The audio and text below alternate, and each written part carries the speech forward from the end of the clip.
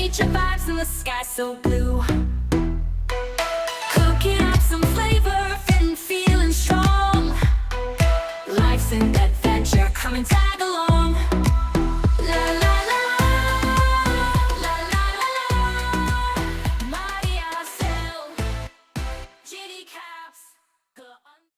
What's up, man? Ayan, Maricel GD Cubs. Ito na naman po tayo. Gagawa tayo ng video. Gagawa tayo ng carving again sa prutas. So, tabayanan nyo. Tara, gawa tayo ng prutas para sa party mamaya. Gabi. Since Friday, as usual, gaya ng dati, gagawa tayo ng prutas para sa party.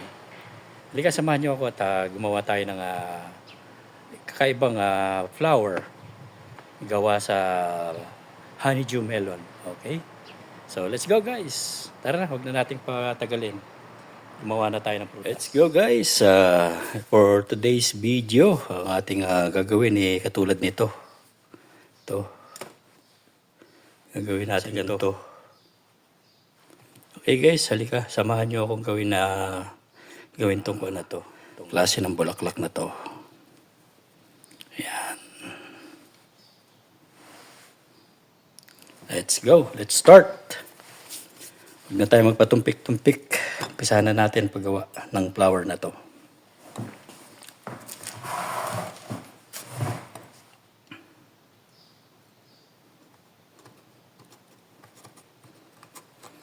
First, ihuhugis natin ng parang dahon ng ating square.